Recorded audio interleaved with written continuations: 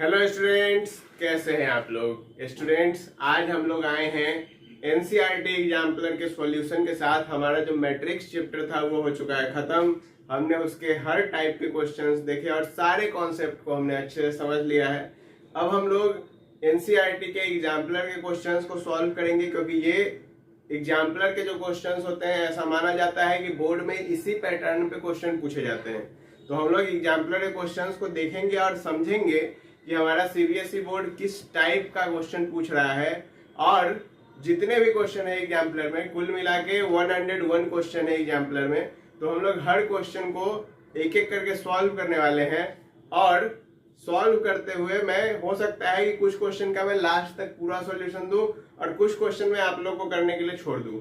तो जो आप लोग के लिए छोड़ा जाए वो आप लोगों को पूरा अच्छे तरीके से कंप्लीट करना है। दूसरा बात, आपको यदि एनसीईआरटी एग्जाम्पलर का पीडीएफ चाहिए तो आप लोग कमेंट करके बताएंगे, तो मैं टेलीग्राम पे भी ये पीडीएफ अपलोड कर दूंगा। तो आपको सारा क्वेश्चन वहां पे मिल जाएगा और सॉल्यूशन आपको यहाँ पे मिल जाएगा। यदि आप खुद से प्रैक्टिस करना चाहें एग्जाम टाइम में एग्जाम्पलर का, तो आप फिर से एक बार रिवाइज करने के लिए इसको बना सकते हैं। आपका सारा कॉन्सेप्ट वहां से मैट्रिक्स का क्लियर हो जाएगा। तो चलिए शुरू करते हैं एग्जाम्पलर के क्वेश्चंस के साथ। देखिए बच्चों, पहला क्वेश्चन क्या कह रहा है, if a matrix has 28 element, what are the possible order it can have. मतलब एक मैट्रिक्स है जिसके कि 28 एलिमेंट यदि हो तो उसके क्या क्या पॉसिबल ऑर्डर हो सकते हैं। और अगला क्वेश्चन कहा, what if it has 13 element, और क्या हो यदि उसमें 13 एलिमेंट हो।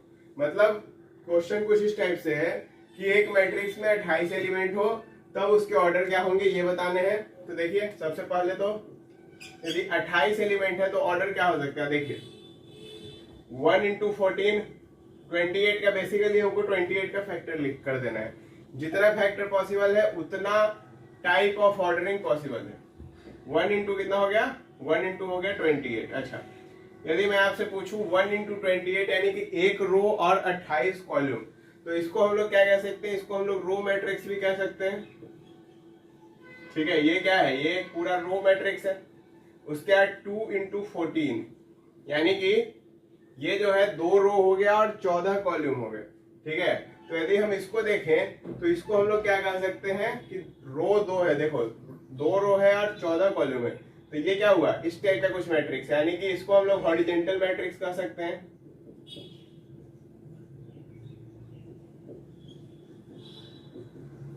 अच्छा, उसके अलावा 4 इंटू 7, फिर 7 इंटू 4, फिर 14 इंटू 2 और फिर 28 इंटू 1। क्या और भी कुछ पॉसिबल है, क्या और भी कुछ पॉसिबल है बच्चों। यदि आप लोग इसको देखें तो आपको कुछ और पॉसिबिलिटी दिख रहा है, नहीं दिख रहा है। 1 2 4 7 14 और 28, तो ये भी आपका देखिए तो एक हिसाब से हम कह सकते हैं कि ये भी हॉरिजॉन्टल मैट्रिक्स हो जाएगा। ठीक है, ये आपका क्या है, ये वर्टिकल मैट्रिक्स है। वर्टिकल मैट्रिक्स मतलब रो ज्यादा है इसमें। ये भी क्या है, वर्टिकल मैट्रिक्स है। अब ये सब चीजें जो है मैंने आपको जब पहला क्लास हुआ था, पहला क्लास में मैंने आपको ऑर्डर के बारे में बताया था, तो ये चीज वहां से है। और ये जो चीज मैं लिख रहा हूं ये मैं आपको एडिशनल बता रहा हूं। ठीक है, तो ये जो चीज है ये क्या है, ये दूसरे क्लास में जब मैंने आपको टाइप्स ऑफ मैट्रिसेस पढ़ाए थे उसमें मैंने इन सब चीजों का डिस्कशन किया था। ये जो है मैट्रिक्स के टाइप जो मैं यहाँ पे लिख रहा हूँ। ठीक है, और ये जो है ऑर्डरिंग, ये मैंने आपको सबसे पहला क्लास में बताया था। ठीक, तो 28 एलिमेंट मतलब कि कुछ इस प्रकार से ऑर्डरिंग होगा। क्यों, क्योंकि ऑर्डर का जो प्रोडक्ट होता है वो हमको क्या देता है, वो हमको देता है प्रोडक्ट करने पे नंबर ऑफ टोटल एलिमेंट्स। यदि यही 13 होता, 13 है तो क्या ही दिक्कत है, या तो 1 गुने 13 पॉसिबल है या फिर 13 गुने 1 पॉसिबल है। क्या और कुछ पॉसिबल है, 13 क्या है, 13 एक प्राइम नंबर है, 2 ही फैक्टर होगा, या तो 1 इंटू 13 हुआ या फिर 13 इंटू 1 हुआ। इसके अलावा हमारे पास कोई भी और पॉसिबिलिटी नहीं है। ठीक है, अच्छा 1 गुने 13 वाला रो मैट्रिक्स होगा और 13 गुने 1 वाला कॉलम मैट्रिक्स होगा। ठीक, कोई दिक्कत, कोई परेशानी। चलिए अब देखिए, अब है दूसरा question, in a matrix A. दूसरा क्वेश्चन देखते हैं। इन अ मैट्रिक्स ए, ये उसके एलिमेंट्स है सारे। ठीक है, तो आपसे पूछ रहा है कि बताओ बच्चों ऑर्डर क्या है किसका, ए मैट्रिक्स का। तो देखिए 3 रो है और 3 कॉलम है, तो यानी कि ऑर्डर क्या हो गया 3x3। तो पहला का आंसर क्या आया 3x3। चलिए दूसरा देखिए, दूसरा में पूछ रहा है नंबर ऑफ एलिमेंट, तो ऑर्डर को मल्टीप्लाई करिए, नंबर ऑफ एलिमेंट मिलेगा यानी कि 9। तीसरा क्या पूछा, तीसरा पूछा A23, यानी कि दूसरा रो और तीसरा कॉलम कौन है x² y, ठीक है। उसके बाद 31, तीसरा रो पहला कॉलम क्या है 0। उसके अलावा 12 मतलब पहला रो दूसरा कॉलम क्या है 1। तो आपका ये आ गया x² y 0 और 1, ये आपके 3 पॉसिबल क्वेश्चन के आंसर हो गए, ठीक है। उसके बाद क्या है तीसरा क्वेश्चन, तीसरा क्वेश्चन है construct 2x2 matrix where aij is this and aij is this. आपको इस टाइप का क्वेश्चन मैंने एग्जांपल में भी करवाया जब मैंने ये टॉपिक बताया था कंस्ट्रक्ट करने के लिए। तो एक क्वेश्चन मैं करूंगा पहला वाला, दूसरा वाला आप खुद करेंगे, ठीक है। चलिए देखते हैं। i माइनस 2j/2 का whole square, i minus 2j/2 का होल स्क्वायर। तो हमको क्या बनाना है 2x2 का मैट्रिक्स। 2x2 का मैट्रिक्स मतलब A11, A12, A21 और A22, बस यही बनाना है। तो सबसे पहले A11 निकाल लीजिए, तो यहाँ पे i में डालिए 1 माइनस j में डालिए 1/2 का स्क्वायर, यानी कि 1/4 हो गया, ठीक है। A12 i में डालिए 1 j में डालिए 2 और बाई 2 कितना हो गया 3 हुआ, ये माइनस 3/2 यानी कि ये हो गया 9/4। अच्छा A21 देखिए, A21 क्या आ गया 2 माइनस 2/2 का होल स्क्वायर, ये तो ऊपर में 0 हो गया तो ये ओवरऑल 0 हो गया। A22 देखिए 2 माइनस 4/2 का होल स्क्वायर दैट इज 1 का स्क्वायर कितना आ गया 1 आ गया, ठीक है। ये होगा ना 2 माइनस 4 क्या हो गया -2, -2/2 क्या हो गया 2 हो गया। तो सॉरी -2/2 क्या हो गया 1 हो गया। तो -1 का स्क्वायर करेंगे क्या आ जाएगा 1 आ जाएगा। तो यहाँ से जो हमारे पास जो एलिमेंट है वो क्या है, पहला आया 1/4, उसके बाद दूसरा आया 9/4, उसके बाद आया 0 और उसके बाद आ गया 1, बस खत्म। इस तरह से हम लोग कंस्ट्रक्ट करते थे, कोई परेशानी। अब देखो जैसे इसमें दूसरा में क्या कर रहा है मॉड है ये, ठीक है, मॉड ऑफ -2i + 3j, मतलब कि यदि i के कारण टोटल वैल्यू निगेटिव भी हो रहा होगा फिर भी मॉड होने के कारण बाहर वैल्यू पॉजिटिव आएगा, बस यही करना है। नॉर्मल एडिशन है वो आप कर लोगे, कोई परेशानी। चलो चौथा देखते हैं। चौथा क्या कह रहा है, चौथा कह रहा है construct 3x2 matrix whose elements are given by this. एक आपको 3x2 मैट्रिक्स बनाना है जिसका एलिमेंट कुछ इस प्रकार से दिया गया है। तो 3x2 मैट्रिक्स, सबसे पहले 3x2 मैट्रिक्स बनाते हैं। 3 रो है और 2 कॉलम है, यानी कि A11, A12, A21, A22, A31, A32, ये क्या है ये 3x2 मैट्रिक्स। क्लियर। अब आपसे पूछा जा रहा है, मतलब दिया हुआ है कि e to the power ix into sine jx है, ठीक। तो सबसे पहले A11 निकालते हैं। तो यहाँ पे क्या है e पावर ix है इंटू साइन jx है, i और j का वैल्यू क्या है 1, तो e to the power x into sine x हो गया, ठीक है। A12 निकालो, i का वैल्यू 1 ही रहेगा तो e to the power x into sine 2x हो गया, ठीक है। A21 निकालो तो e टू द पावर क्या हो जाएगा 2x इंटू साइन x हो गया। A22 निकालो तो क्या हो जाएगा e to the power 2x into sine 2x हो गया, ठीक है। A31 निकालो, A31 क्या होगा e to the power 3x into sine x हो गया।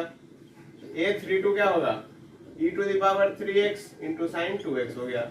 अब बस इसको जो है तुम लिख दो। तो जब तुम इसको लिखोगे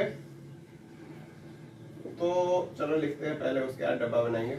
e to the power x sine x, e to the power 2x into sine x, e to the power 2x into sine x, e to the power 2x into sine 2x, e to the power 3x into sine x और e to the power 3x into sine 2x, बस। तो ये हमारा क्या हो गया बच्चों ये हमारा मैट्रिक्स बन के रेडी है। क्लियर है? चलिए अब देखिए पांचवा सवाल।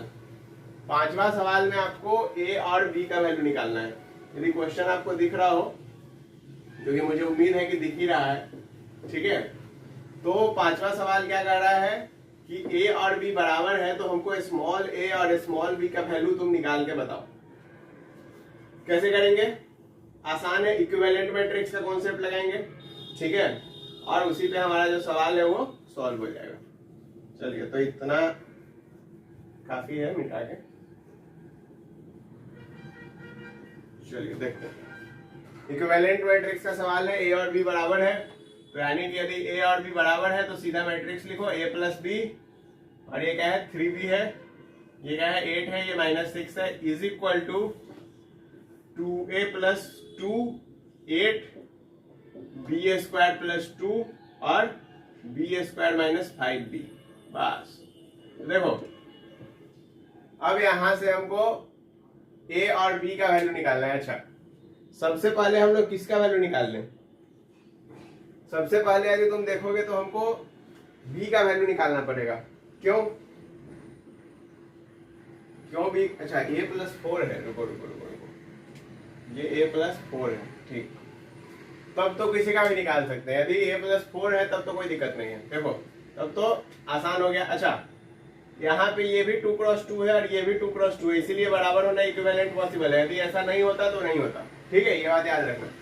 तो यहाँ पे क्या हुआ, a plus 4 is equal to 2a plus 2, तो यहाँ से इसको इधर भेजो, इसको इधर भेजो, a का वैल्यू कितना आ गया? 2 आ गया। a तो निकल गया, चलो b निकालते हैं। b का वैल्यू क्या है बच्चों?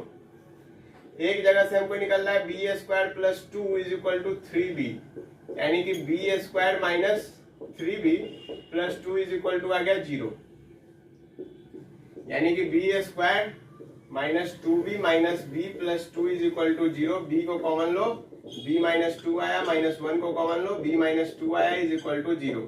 यहाँ से क्या आया? b minus 1 into b minus 2 is equal to 0। चलो यहाँ से तो ये आ गया। क्या जो हमारा दूसरा इक्वेशन है इससे भी यही आ रहा है? क्या हमारा जो दूसरा इक्वेशन है इससे भी यही आ रहा है? दूसरा इक्वेशन क्या है?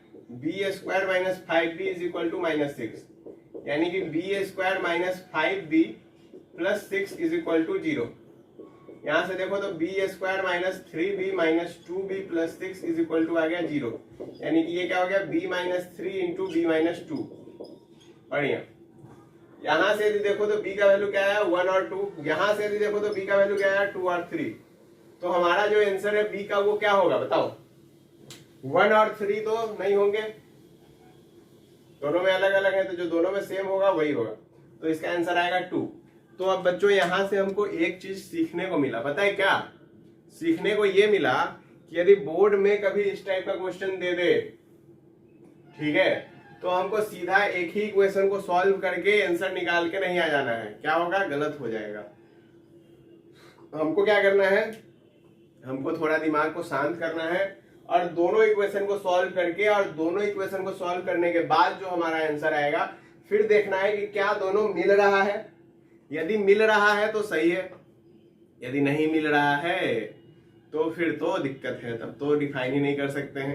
लेकिन यदि जैसे इस केस में एक आंसर मिल गया तो मतलब जो दोनों केस में मिला वही हमारा आंसर डिफाइंड होगा, ठीक है, क्योंकि ऐसा नहीं है कि हर बार वैल्यू चेंज हो जाए, तो ऐसा पॉसिबल नहीं होगा, ठीक। चलिए अब देखिए अगला क्वेश्चन, छठा। If possible find the sum of matrices A and B where A is this and B is this. अच्छा, सम क्या होता था? सम के लिए मैंने आपको बताया था कि ऑर्डर बेटा सेम होना चाहिए। सम के लिए क्या होना चाहिए? ऑर्डर सेम होना चाहिए। तो ये 2 क्रॉस 2 का मैट्रिक्स है और ये जो है ये 2 क्रॉस 3 का मैट्रिक्स है। अब जब दोनों मैट्रिक्स का ऑर्डर ही सेम नहीं है, सम के लिए पहला कंडीशन ही क्या था? दोनों का ऑर्डर सेम होने का। अब यदि दोनों का ऑर्डर ही सेम नहीं है तो क्या सम होगा? क्या सम होगा? तालमेल बनेगा? नहीं बनेगा। तो इसलिए क्या हो जाएगा इसका आंसर? Not possible. क्या हुआ बच्चों? नॉट पॉसिबल, यानी कि हमारा यहाँ पे जो है सम ही पॉसिबल नहीं है। बढ़िया। चलो 7वां क्वेश्चन देखो। सातवां क्वेश्चन क्या कर रहा है, if x is equal to this, y is equal to this, then find x plus Y, 2x plus Y and a matrix z such that x plus Y plus z is equal to 0। धन्य है question, कितना बढ़िया question है। तो तुम गौर से सोचो, ये बहुत आसानी से, ये थोड़ा चलो स्केलर मल्टीप्लीकेशन, और इसमें तुमको जो है पूरा कॉन्सेप्ट एकदम बढ़िया है, समझ आया। ठीक है भाई, पूरा खेला क्या हो गया। तो चलो बनाते हैं, कौन सा क्वेश्चन है, सातवां। x प्लस वाई निकालना है। अच्छा, x है 3 1 माइनस 1, x क्या है 3 1 माइनस 1। अच्छा, 5 माइनस 2 माइनस 3, 5 माइनस 2 माइनस 3। अच्छा, और y क्या है, y है तुम्हारा 2 1 माइनस 1, 2 1 माइनस 1 और 7 2 4, 7 2 4। बढ़िया, दोनों को जोड़ो, 3 2 कितना होता है, 5 होता है। बढ़िया, 1 1 कितना हो गया, 2 हो गया। बढ़िया, और माइनस 1 कितना हो गया, माइनस 2 हो गया। बढ़िया, 5 7 12, minus 2 plus 2 0, minus 3 plus 4 plus 1। तो ये तो बच्चों आया क्या, x प्लस वाई। अब क्या है 2x प्लस 3y। तो देखो 2x प्लस 3y, तो सबसे पहले तो हमको 2x चाहिए, तो ये क्या हो गया 6 हो गया, ये 2 हो गया, ये माइनस 2 हो गया, ये तुमको 10 हो गया, ये माइनस 4 हो गया, और ये माइनस 6 हो गया। बढ़िया, और प्लस 3y यानी कि ये 6 हो गया, ये तुम्हारा 3 हो गया, ये माइनस का 3 हो गया, और ये 30 हो गया, एक मिनट सॉरी, ये 21 हो गया, ये तुम्हारा 6 हो गया, और ये तुम्हारा 4 3 जा 12 हो गया। बढ़िया, दोनों को जोड़ो, 6 6 हो गया 12। सही है, 3 2 हो गया 5, माइनस 3 माइनस 2 हो गया माइनस 5, उसके बाद 10 और 31 हो गया 31, माइनस 4 और प्लस 6 हो गया प्लस 2, माइनस 6 और प्लस 12 हो गया 6। तो ये क्या हो गया,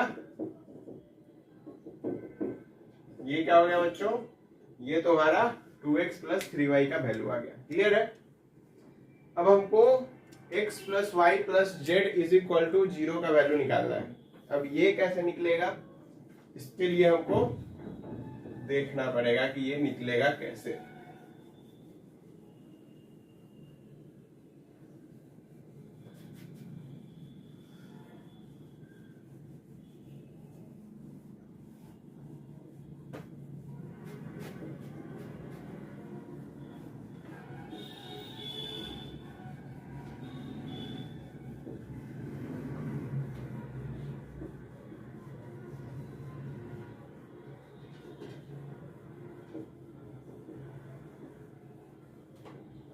देखो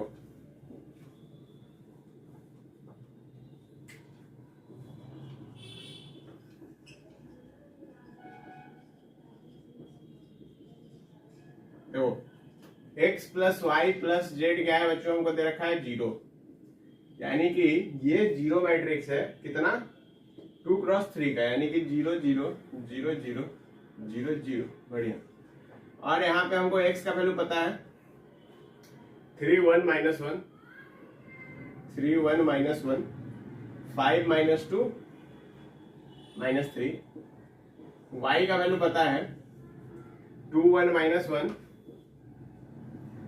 7 2 4,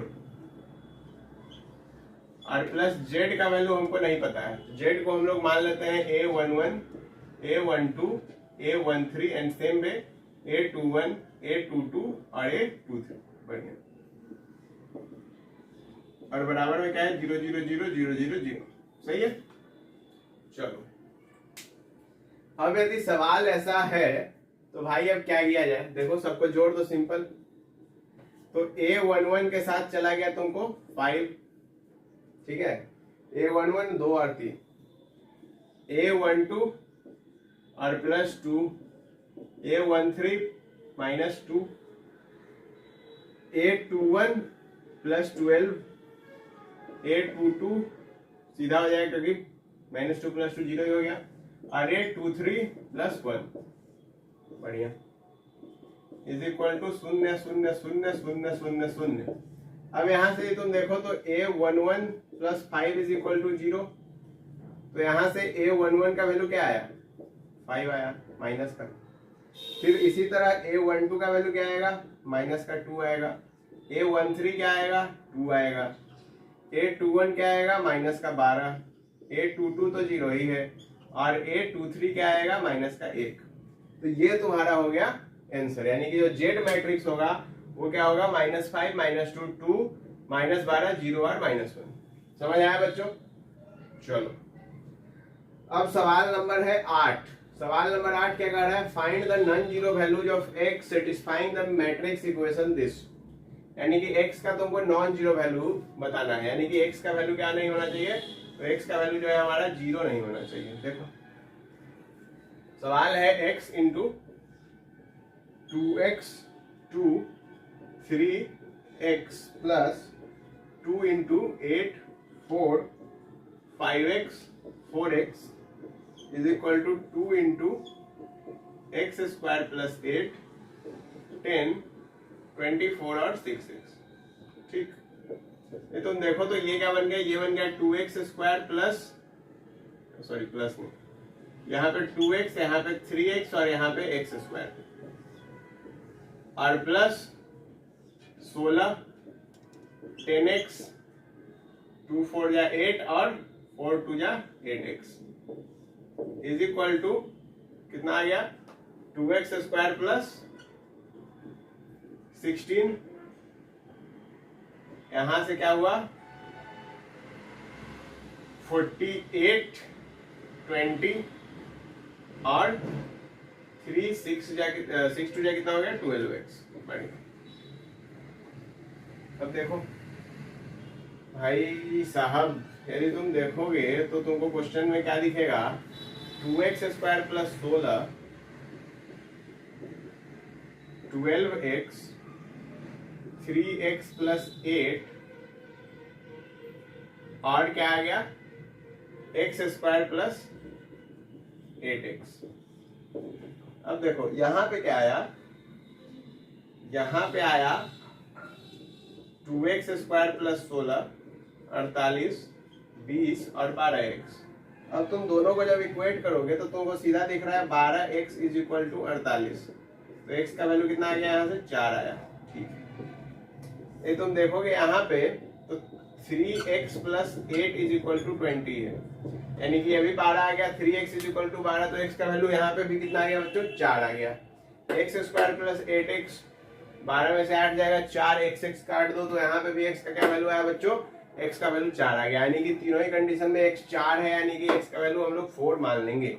कोई परेशानी इसमें नहीं। चलो क्वेश्चन नंबर 9 देखो, a plus B a minus B A square minus B square, चलो निकालते हैं। देखो a प्लस बी क्या होगा, जोड़ दो दोनों को, 0 0 0 0 1 1 2 और 1 0 1 0, ठीक है, 0 2 1 1 2 और 1। बढ़िया, a माइनस बी निकालो, 0 0 1 माइनस 1 यहाँ पे 2 हो जाएगा। अच्छा, यहाँ पे 1 में से 1 गया 0 हो जाएगा, और 1 में से 0 जाएगा 1 ही रह जाएगा। बढ़िया, दोनों को गुना कर दो, a minus B into A plus B, कितना हो गया यहाँ पे देखो 0 0 2 1 और इंटू 0 2 0 1। अब ये तुम देखो तो यहाँ पे 0 0 और यहाँ पे 0, तो यहाँ पे ओवरऑल आ गया 0 0 0। बढ़िया, ठीक है, इससे इसको मल्टीप्लाई कराएंगे 0 और इससे इसको मल्टीप्लाई कराएंगे 2 2 जा 4 और 1 कितना हो गया 5 हो गया, तो ये आया। ठीक है, कोई परेशानी नहीं। चलो अब हमको क्या निकालना है, ए स्क्वायर माइनस बी स्क्वायर। तो ए स्क्वायर माइनस बी स्क्वायर निकालने के लिए सबसे पहले हमको ए स्क्वायर निकालना पड़ेगा। ए स्क्वायर का मतलब क्या, मैंने बताया था, ए स्क्वायर का मतलब क्या होता है बच्चों, ए स्क्वायर का मतलब होता है ए इंटू ए। सेम वे बी स्क्वायर का मतलब क्या होता है बच्चों, बी स्क्वायर का मतलब होता है बी इंटू बी। तो सबसे पहले हम लोग क्या निकालेंगे, ए स्क्वायर निकालेंगे। देखो ए स्क्वायर कितना होगा, 0 1 1 1 और इंटू 0 1 1 1, कितना आ गया देखो, मल्टीप्लाई करो 0 और 1 कितना हो गया 1 हो गया, 0 और 1 कितना हो गया 1 हो गया, जीरो और वन कितना हो गया, वन हो गया, वन और वन कितना हो गया, टू हो गया, बढ़िया। बी स्क्वायर निकालो, zero minus one zero, sorry one zero और into zero minus one, one और जीरो, देखो मल्टीप्लाई करो, जीरो जीरो माइनस वन, ठीक है, ये क्या हो गया तुम्हारा जीरो और ये भी क्या हो गया तुम्हारा जीरो, ये क्या हो गया जीरो और ये भी क्या हो गया जीरो, ठीक है, ये क्या हो गया माइनस वन और ये क्या हो गया ओवरऑल जीरो। अब ये तुम दोनों को जोड़ोगे, ठीक है, दोनों को घटाना है, दोनों को यदि घटाएंगे तो हमारे पास क्या आ रहा है, हमारे पास तो यहाँ पे कुछ और आ गया, ये यदि तुम देखो तो ये आ गया तुम्हारा टू, ठीक है, ये आ गया तुम्हारा वन, ये आ गया तुम्हारा वन और ये आ गया तुम्हारा three. Wait let me check, ये तुमने जोड़ा जीरो, ये हो गया तुम्हारा, दोनों को जोड़ने पे जीरो, ये हो गया तुम्हारा टू और ये हो गया तुम्हारा कितना हो गया वन, सही है।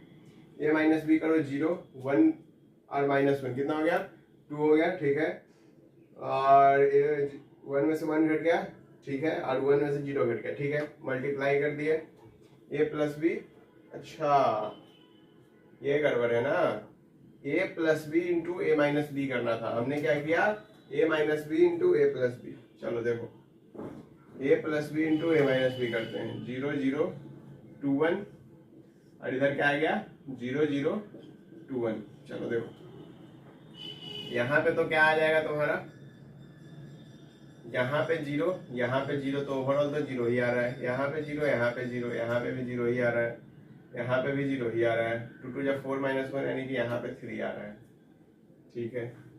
लेकिन फिर हम लोग को यहाँ पे ऐसा क्यों आ रहा है, एक मिनट, ये जीरो हो गया जीरो और यहाँ पे प्लस माइनस वन और वन जीरो और प्लस वन, यहाँ पे आ गया तुम्हारा जीरो और जीरो, तो जीरो हो गया, वन जीरो जा जीरो और जीरो वन जा जीरो, सही है। यहाँ पे माइनस वन और प्लस जीरो, ये तो जीरो ही हो जाएगा, ठीक है, हमारा सारा इक्वेशन तो सही लिखा हुआ है। ये हो गया जीरो और ये हो गया वन, ठीक है, ये हो गया जीरो और ये हो गया तुम्हारा वन, ठीक है, ये हो गया जीरो और ये हो गया वन, ठीक है, ये हो गया जीरो और ये हो गया वन, ठीक है, ये हो गया वन और ये हो गया टू, ठीक है। अब यदि हम लोग यहाँ पे जब तुम्हारा जीरो जीरो ही आ रहा है तो फिर कैसे होगा, यानी कि क्वेश्चन में कुछ तो गड़बड़ है। चलो इसको चेक किया जाएगा कि क्या गड़बड़ी है इस क्वेश्चन में। देखिए स्टूडेंट्स, जो क्वेश्चन नंबर 9 था हम लोग का, उसमें बस वो नॉट इज इक्वल टू ही प्रूफ करना था एक्चुअली, उसमें जो है हम लोग इज इक्वल टू खोज रहे थे, लेकिन वो इज इक्वल टू प्रूफ नहीं करना था, not is equal to proof करना था, तो हमारा आंसर सही था। अब हम लोग बात करने वाले हैं क्वेश्चन नंबर 10 के बारे में। क्वेश्चन नंबर 10 क्या कह रहा है, एक्स का वैल्यू फाइंड करना है यदि कुछ ऐसा सिनेरियो है। तो देखिए, यदि आप इस क्वेश्चन को थोड़ा सा गौर करें तो क्या है कि यहाँ पर है 1x1, यानी कि एक रो है और 3 कॉलम, बढ़िया। यहाँ पे 1 2 15 3 5 3 2 1 2, यानी कि ये 3x3 का मैट्रिक्स है। तो क्या इन दोनों का मल्टीप्लीकेशन पॉसिबल है, तो हम कहेंगे पॉसिबल है। और यहाँ पे 1 2x, ये क्या है, ये है आपका 3x1 का मैट्रिक्स, बढ़िया। और यहाँ पे भाई हमारा क्या है, जीरो, शून्य। अब देखते हैं कि ये जीरो कितना है, वो तो हम लोग देखो, जैसे ये दोनों मैट्रिक्स को गुना करेंगे तो ये फिर से 1x3 आएगा, और 1x3 और इंटू 3x1 बेसिकली एक ही एलिमेंट आ जाएगा जो कि जीरो के बराबर होगा। बस वहां से हमको इसको सॉल्व करना है, ठीक है। अब चलो इसको सॉल्व करते हैं। तो फर्स्ट रो फर्स्ट कॉलम, ठीक है, तो कितना आ गया 1 2x और 15, 15x 16 प्लस 2x आ गया, ठीक है। और उसके बाद देखो तो आ जाएगा तुम्हारा 1 3 हो गया, 1 3 हो गया और ये 5x हो गया, यानी कि 3 3 6 और प्लस 5x, ठीक है। और फिर यहाँ पे 1 और यहाँ पे 1, यानी कि 4 हो गया और x हो गया, यानी कि ये हो गया x प्लस 4 हो गया, बढ़िया। तो ये तो यहीं पे समाप्त, ठीक है, यही आ गया 3 एलिमेंट। 1 क्रॉस 3 और 3 क्रॉस 3, तो ये क्या हो गया 1 क्रॉस 3 हो गया, और ये है 3 cross 1, 1 2 x।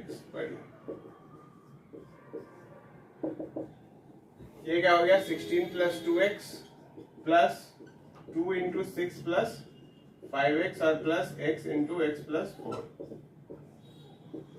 Is equal to है 0। ये आ गया तुम्हारा 16 plus 2x plus 12 plus 10x plus, बस क्वाड्रेटिक इक्वेशन आया, सॉल्व कर लो। x स्क्वायर 10 2 12 4 16, 16x और प्लस 16 12 28, 14 और 2 ले लो, x plus 2 into x plus 14 आ जाएगा। तो यहाँ से x का वैल्यू क्या आ जाएगा -2 और -14, तो ये दो वैल्यू आ गए x के, ठीक है।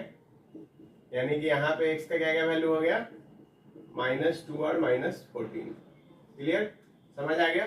चलो देखो, उसके बाद तुमको इसमें ये शो करना है और फाइंड करना है a इनवर्स। सबसे पहले शो कैसे करेंगे, देखो शो ऐसे करेंगे कि a स्क्वायर -3a -7 आई है, तो तुमको ये करने आता है शो। सबसे पहले a स्क्वायर निकालेंगे, कितना है 5 -1 3 और -2, इसको a से ही गुना करना है, 5 3 -1 और -2, कितना आ गया 5 और -3 कितना हो गया 2 हो गया 15, नहीं 1 मिनट 5 5 25 -3 ना 22 हो गया, फिर 15 -6 कितना हो गया 9 हो गया, -5 और +2 कितना हो गया -5 और +2 -3 हो गया, उसके बाद -3 और +4 यानी कि +1 हो गया। बढ़िया, अब तुम निकालो a स्क्वायर, तो आ गया। अब क्या है 3a है, यानी कि ये तुम जोड़ते चल लो, एक ही साथ चलो जोड़ लेते हैं।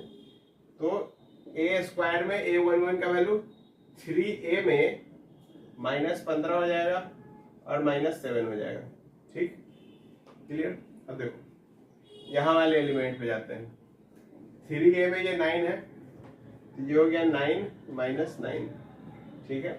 चलो यहाँ वाले एलिमेंट पे आते हैं, तो ये -3 है, इसमें भी क्या आ जाएगा +3 आ जाएगा, और यहाँ पे तो 0 ही होता है, तो इसके लिए मैंने इसको ऐड ही नहीं किया। और फिर यहाँ पे देखो, यहाँ पे ये 1 है, ठीक है, यहाँ पे ये कितना है +6 आ जाएगा, और यहाँ पे ये -7 आ जाएगा। ये तुम सबको जोड़ लो तो तुम्हारा क्या आ गया 0 0 0 0, यानी कि ये क्या हो गया जीरो मैट्रिक्स, जो हमको प्रूफ करना था। क्या हमने वो चीज प्रूफ कर दिया है, बढ़िया, ठीक। अच्छा, अब आपको a इनवर्स भी फाइंड करना है। a इनवर्स कैसे निकलेगा बच्चों, तो a इनवर्स निकालने के लिए हमको इसमें क्या करना पड़ता है, आपको ही पता है, रो और कॉलम। तो सबसे पहले हम इसको बनाएंगे, क्या इसको बनाएंगे, क्या बनाएंगे 1, फिर रो ट्रांसफॉर्मेशन से चलेंगे तो इसको बनाएंगे 0, फिर इसको बनाएंगे 1 और फिर इसको बनाएंगे 0। तो देखो मैं एक सिंपल ऑपरेशन बताता हूँ। पहले रो 1 में करना क्या, इसको 1 बनाना है, तो रो 1 और +4 टाइम रो 2। अब देखो इससे क्या होगा, इससे देखो यहाँ पे तो 1 हो गया, यहाँ पे -1 और -2 एज इट इज है, ठीक है। ये जो है -2 को जब 4 से गुना करेंगे तो -8 और ये हो गया +3, यानी कि हो गया -5। अब क्या करना है, इन दोनों को जोड़ देना, यहाँ पे 0 बन गया, ठीक है, और यहाँ पे क्या बन जाएगा, यहाँ पे बन जाएगा -7, ठीक, कोई परेशानी इसमें नहीं। फिर इसको 7 से डिवाइड कर देना, ठीक है, और फिर इसको 0 बनाने के लिए बस घटाना है, सिंपल बात, समझ गए। देखो इन दोनों को जोड़ोगे, R2 में क्या कर दोगे, R1 + R2 कर दिए, तो ये 0 आ गया। अच्छा, यहाँ पे -7 बन गया, ठीक है। अब क्या हुआ कि इसको फिर से तुमको -1 बनाना है, तो R2 को तुम क्या कर दो 1/7 R2 कर दो माइनस के साथ, ठीक है, तो यहाँ पे +1 बन गया। और जब ये 1 बन गया तो इसको, अब ये तो -5 ही है, तो क्या करो तुम, इसको जब 1 बना तो बस R1 में चेंज करना है, और R1 इसको क्या बनाना है 0 बनाना है ना, और यहाँ पे क्या है 1 है, ये -5 है, तो हमको क्या करना पड़ेगा +5 R2, खत्म, समझ गए। ये 4 स्टेप, पहला, दूसरा, तीसरा और ये चौथा, ये 4 स्टेप तुम फॉलो करोगे और तुम्हारा क्वेश्चन नंबर कौन सा है, ये क्वेश्चन नंबर जो 11 है वो तुम्हारा हो जाएगा सॉल्व। Easy easy. चलो अब देखो क्वेश्चन नंबर 12 देखते हैं। क्वेश्चन नंबर 12 क्या कह रहा है बच्चों, देखो क्या कह रहा है कि हमको मैट्रिक्स सेटिस्फाई करना है। अरे ए मैट्रिक्स का वैल्यू निकालना है बेसिकली, आसान क्वेश्चन। चलो देखते हैं, इजी क्वेश्चन है, कैसे निकालेंगे ए मैट्रिक्स का वैल्यू। आपको भी पता है नॉर्मल मल्टीप्लिकेशन है। क्या आप लोग ट्राई करेंगे क्वेश्चन नंबर 12? क्या मैं ये क्वेश्चन आप लोगों पे छोड़ दूं? क्या आप लोग इसको ट्राई करेंगे? तो बताइए।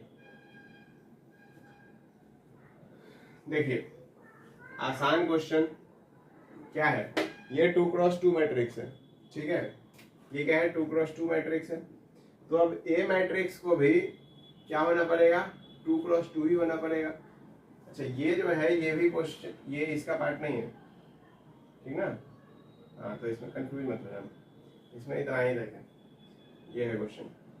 तो ये तुम्हारा देखो यहाँ, ये तुम्हारा 2x2 है, तो ए मैट्रिक्स भी 2x2 होना चाहिए, ये भी 2x2 है, तभी तो हमको at the last final result भी हमको क्या मिल रहा है, फाइनल रिजल्ट भी हमको 2x2 में ही मिल रहा है। यानी कि यहाँ पे हम लोग क्या मान सकते हैं, ABCD मान लें, ठीक है। तो ए मैट्रिक्स को हम लोग क्या मान लेंगे, ए मैट्रिक्स को तुम मान लो कि ABCD है कुछ इस प्रकार से, ठीक है। और जब तुमने इसको ABCD मान लिया, उसके बाद फिर मल्टीप्लाई करवा देना और सॉल्व करवा देना, सिंपल है।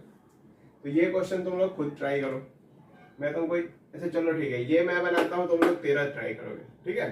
चलो ये थोड़ा सा हो सकता है कुछ बच्चों के लिए टफ हो जाए क्योंकि बहुत सारा मल्टीप्लीकेशन है। 13 एकदम आसान क्वेश्चन है, ठीक। चलो देखो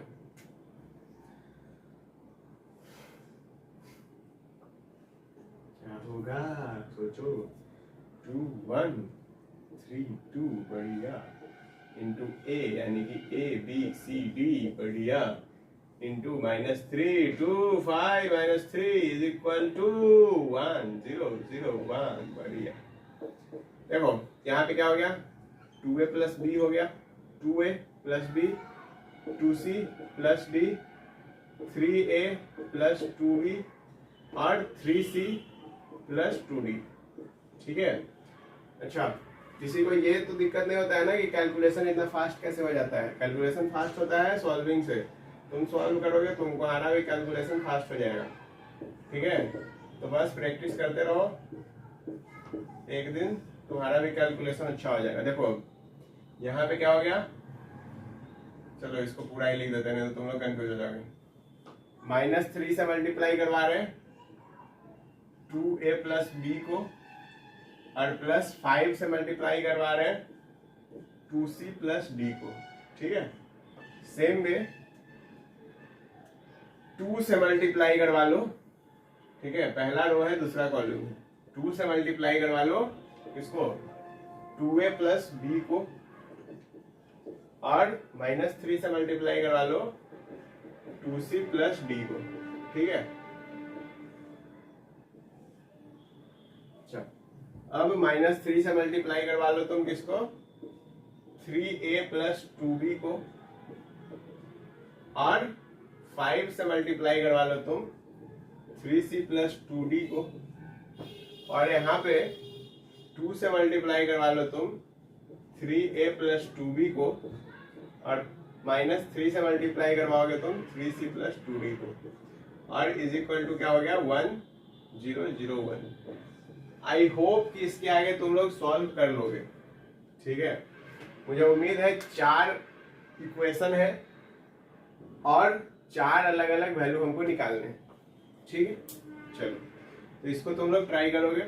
अच्छा 13 में मैं हिंट दे दूं, 13 में क्या कर रहा है, 4 1 3 है, 4 1 3 है और इंटू ए मैट्रिक्स है। अब देखो ये जो ए मैट्रिक्स है, बराबर में हमको एक 3x3 का मैट्रिक्स दिया है, ये 3x1 का मैट्रिक्स है, यानी कि ए मैट्रिक्स कैसा होना चाहिए, यदि हमको एक 3x3 मैट्रिक्स चाहिए तो यानी कि पहला बात तो इसका कॉलम और इसका रो बराबर यानी कि ये 1 होगा। अच्छा, और यहाँ पे 3 है तो यहाँ पे 3 होना चाहिए, तभी तो 3x3 होगा। यानी कि कुछ x y z मान के चलो उससे मल्टीप्लाई करवा दिया हो और फिर हमको इक्वेट कर देना है, बस यही करना है 13 नंबर में। आसान क्वेश्चन। 14 नंबर क्वेश्चन देखो। 14 नंबर क्वेश्चन क्या कर रहा है कि तुमको वेरीफाई करना है कि बी ए का स्क्वायर जो है वो बी स्क्वायर और ए स्क्वायर के बराबर नहीं है। आसान क्वेश्चन है, तुमको बी ए निकालने आता है, ठीक है। देखो ये तुम्हारा क्या है, 3x2 मैट्रिक्स है और ये 2x3 मैट्रिक्स है। यानी कि जो बी ए होगा वो तुम्हारा 2x2 होगा, क्योंकि बी ए तो 2x3 और 3x2 तो 2x2 हो गया। और बी स्क्वायर और ए स्क्वायर को फिर तुम बी स्क्वायर निकालोगे, ए स्क्वायर निकालोगे, गुना कर लोगे। यानी कैलकुलेशन तुमको करना है और सॉल्व करना है, ठीक है। चलो, तो 14 भी तुम खुद ट्राई करोगे।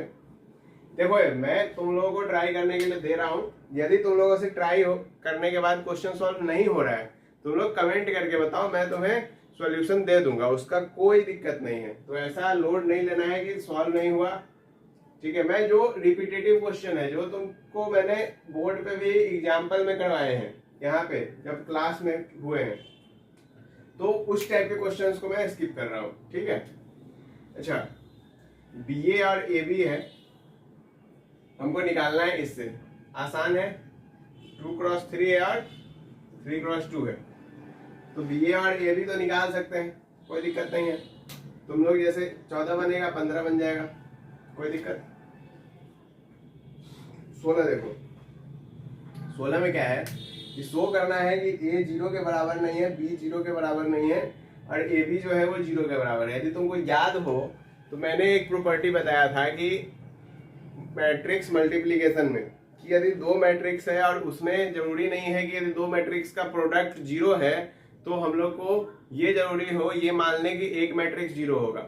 बस वही एग्जाम्पल तुमको यहाँ पे दे देना है और कुछ नहीं करना है, ठीक है। चलो 17 नंबर देखते हैं। 17 नंबर में कह रहा है क्या ए बी का transpose B transpose A transpose के बराबर होगा कि नहीं होगा। चलो ये हम लोग करके देखते हैं, ठीक है। तो तुम लोग बोलोगे कि सारा क्वेश्चन तो हम यही लेके चले गए, खुद तो कुछ करते नहीं है। देखो ए बी निकालो सबसे पहले। ए बी है तुम्हारा 2 3 4 9 0 6 और इनटू 1 2 1 1 2 1 4 8 3। गुड। ये है तुम्हारा 2x3 मैट्रिक्स, ये है तुम्हारा 3x2 मैट्रिक्स। ओवरऑल जो मैट्रिक्स आएगा वो 2x2 का आएगा। चलो निपटा दो, 2 4 8 0, ठीक है। कितना हो गया, 10 हो गया। 8 32 0, 32 8 40 हो गया। 3 18 6, 3 18 6 यानी कि 27 हो गया। 12 उसके बाद 72 और 18 18 12 30 72 यानी कि 102 हो गया।